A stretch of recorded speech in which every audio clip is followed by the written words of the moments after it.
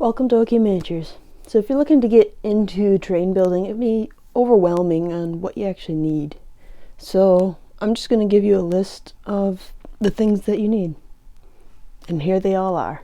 So to start off with, you need some good materials to build your projects out of. I would recommend XPS foam first and foremost. You can also use styrofoam if that's what you have. If you have leftover packaging from something you ordered, it's something you can start with, but this does tend to be a bit messier, and compared to XPS foam is a lot nicer to carve into. It doesn't leave all these little circular bits, making it more enjoyable to work with, really. But if this is what you got, by all means start with that. I'd also recommend having little bits of cardboard. This stuff's from cereal boxes. I don't use it all the time, but it does come in handy once in a while. For carving up your foam, I recommend this nice retractable Olfa knife. It's got a little ratchet stopper thing, and it has replaceable blades. You could use one of these cheap dollar store ones. I started out with this, but switching to the Olfa knife was way nicer. And this one just kind of started falling apart pretty quickly when I tried to use it. It got dull quickly. So it's really nice to have the replaceable blades.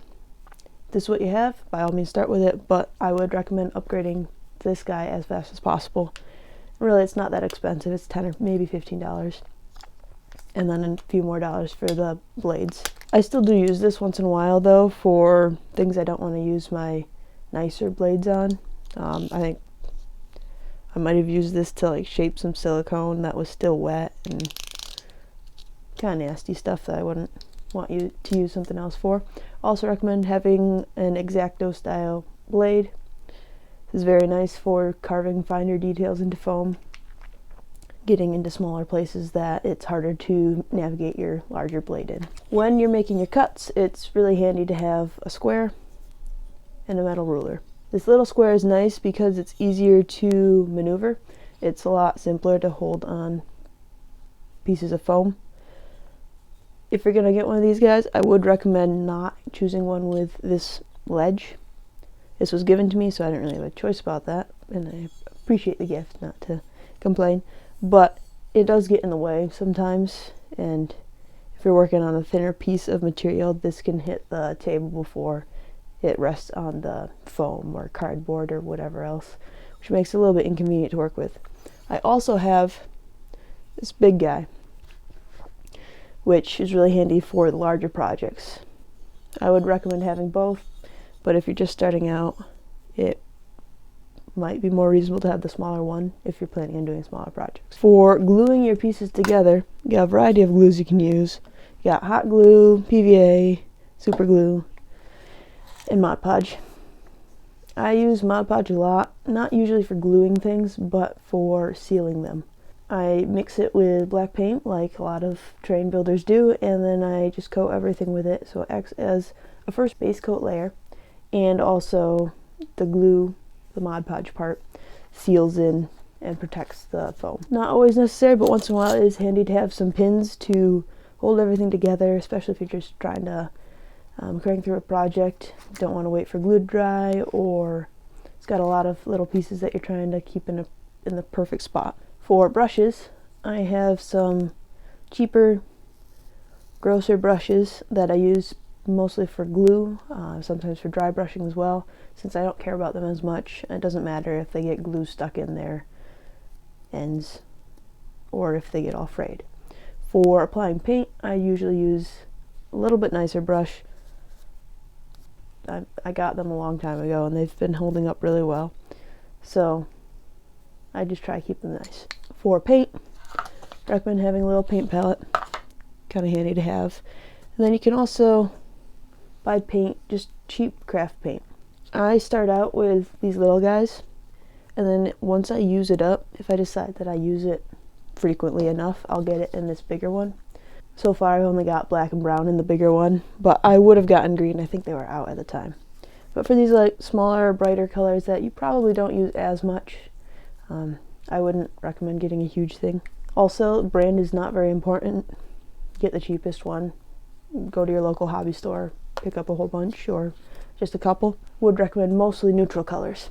Also have these little squirt bottles for my washes. I'm not convinced that squirt bottles are the best. It might be nice sometimes to have more of a bowl that I can dip out of, but they're kind of handy once in a while. You just squirt liquid everywhere. Can make a little bit of a mess, but it's alright. It's part of the process. Other things, scissors can be handy once in a while for especially cardboard, but they're also handy for just opening different packages and whatnot. They're scissors. What more do I need to say? These guys also help once in a while. They're like flush cutters or something like that. I use them for miniatures more, but once in a while they are handy to clean up some project that I have going on. Before sealing a project with Mod Podge, sometimes I like to add texture. Sometimes I forget, but two favorite texture tools currently are wire brush and tinfoil. Wire brush, hopefully you have can get a little bit nicer one than this. This one's kind of a disaster and doesn't do a great job. Ideally, a newer brush would be straighter and would do a better job of adding lines that look like wood grain. Tinfoil can be good for rock textures. Personally, I don't find that it's stiff enough to do a good job on the XPS I have, so I would like to find maybe just like a rock or something that I can use to texture things instead. Also would recommend having paper towel. It's very handy for cleaning up just about anything. And recent addition for me is this cutting mat. You can get by with just kitchen cutting boards. That's what I used for a long time, but this is really handy to have. That it just protects the whole work surface. You don't have to worry as much about cutting your table or lining up on this small cutting mat that you have. So would recommend, but definitely not a must-have for just starting out. There you have it. Let me know if I missed anything in the comments below, and I hope this helps you out. Thank you for watching. If you found this helpful, please hit the like button.